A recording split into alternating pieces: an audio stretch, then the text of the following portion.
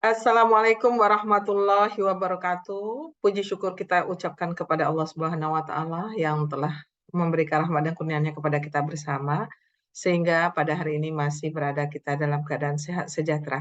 Baik, terima kasih kepada Bapak Ibu yang sudah bersedia menyimak video saya ini.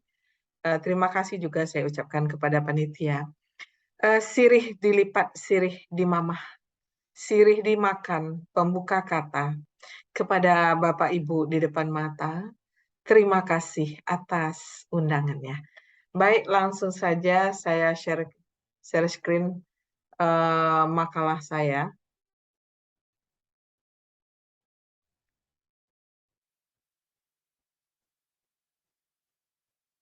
Baik, Bapak Ibu, eh, judul penelitian saya adalah peran dan fungsi kepemimpinan adat Niniok Mama pada masyarakat Kuok Kampar. Ini daerah saya sendiri.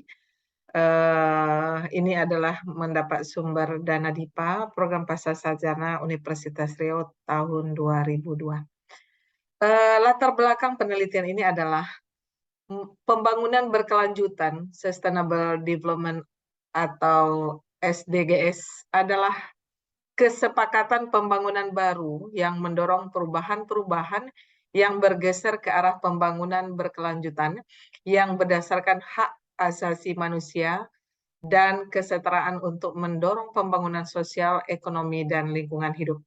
Dalam hal ini tentu saja Bapak Ibu ada 4 pilar pembangunan berkelanjutan yang kita ketahui. Yang pertama adalah pembangunan sosial, yang kedua adalah pembangunan lingkungan, yang ketiga adalah pembangunan ekonomi, yang keempat adalah pembangunan hukum dan tata kelola.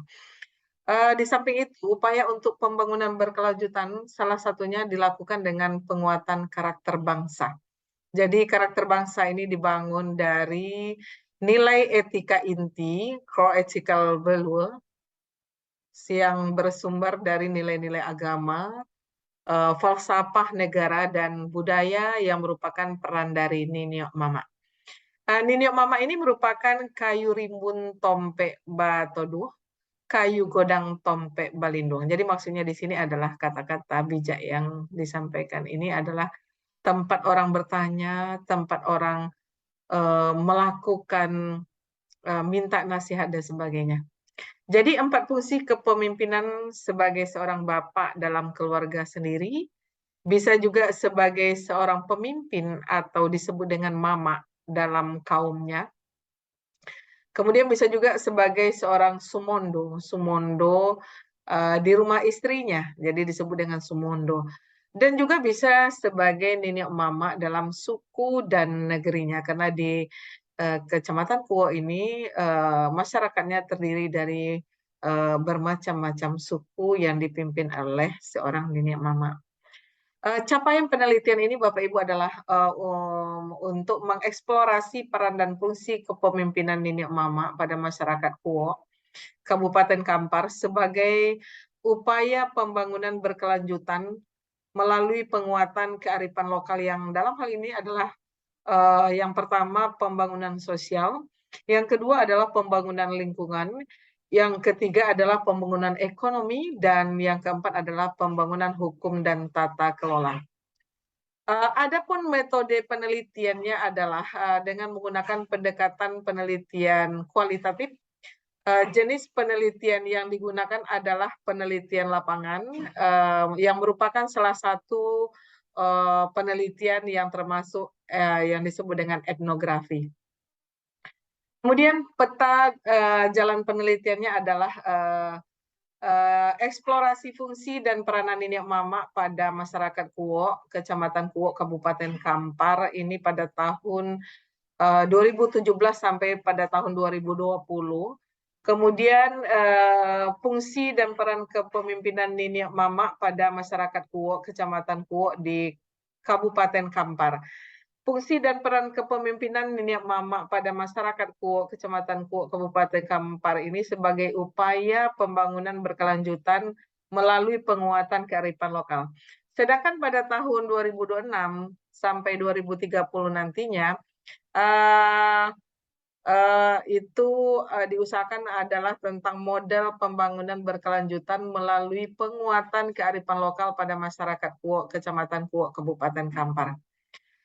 Adapun informan yang dijadikan dalam penelitian ini adalah 3 orang yang sangat relevan dengan penelitian ini. Yang pertama adalah Datuk Penghulu Besar, ini namanya Khalil Abdullah, itu berfungsi sebagai Ketua Lembaga Adat Kampar.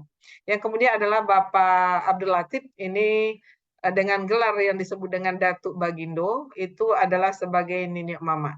Kemudian Bapak Zamri, ini adalah sebagai Sekretaris Lembaga Adat Kampar. Jadi ada 3 orang yang dijadikan sebagai informan yang sangat relevan dengan penelitian ini. Hasil penelitiannya adalah tentang peran dan fungsi Nini Mama di Kenagarian Kuok adalah pembangunan sosial, kemudian juga pembangunan lingkungan, yang ketiga adalah pembangunan ekonomi, dan selanjutnya adalah pembangunan hukum dan tata kelola. Keempat ini akan dijelaskan berikut. Tentang pembangunan sosial, itu diperoleh bahwa peran Nini Mama dalam mengatasi masalah kemiskinan di Kuok sudah ditetapkan dalam sebuah aturan adat. Jadi sangat penting peran Nenek Mama ini dalam mengatasi masalah kemiskinan.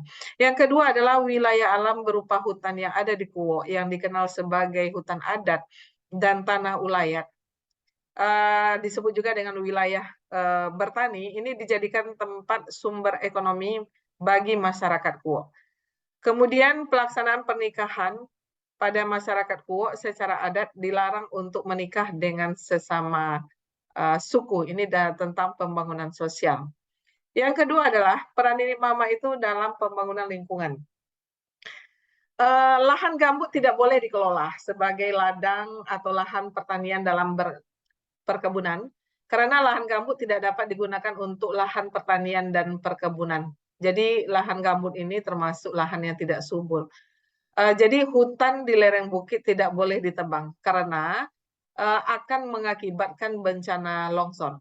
Ini adalah peraturan yang terdapat pada persukuan di Kuok yang dipimpin oleh Nenek Mama. Di pinggir sungai tidak boleh dibuat kebun karena jika pinggir sungai dimanfaatkan menjadi kebun, maka tidak ada yang menahan aliran sungai dan dapat menyebabkan bencana banjir. Kemudian tanaman buah di hutan tidak boleh ditebang karena tanaman buah di hutan dapat dijadikan sumber makanan. Selanjutnya harus ada pembatas atau yang disebut dengan poncan. Ini adalah poncan, istilah pembatas disebut dengan poncan agar tidak terjadi kebakaran saat membuka lahan pertanian. Ini adalah peran Nenek Mama menetapkan peraturan yang terdapat pada pembangunan lingkungan.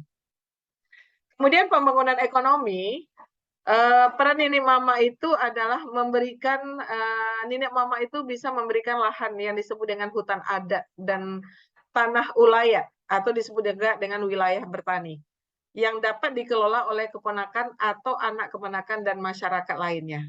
Yang kedua adalah aturan mengenai harta pada masyarakat Kuok. Terdapat pusoko atau juga ada soko dan lembago. Pusoko adalah harta seperti lahan dan perhiasan. Soko adalah harta keseluruhan seperti bahasa, pakaian, harta benda, dan lain sebagainya. Sedangkan lembago adalah pemerintah, yang mungkin dalam bahasa Indonesia disebut dengan lembaga. Kemudian dari segi perekonomian, masyarakat Kuok menganut sistem ekonomi tapak lapan.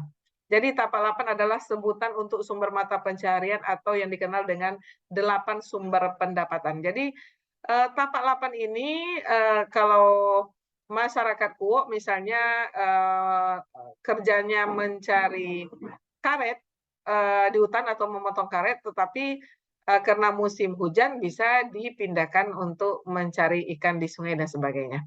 Jadi sehingga tidak ada mata pencaharian yang tidak dimiliki oleh mereka. Kemudian 8 sumber mata pencaharian itu seperti berladang, beternak, menangkap ikan, beniro. Beniro itu menetek enau dan kelapa.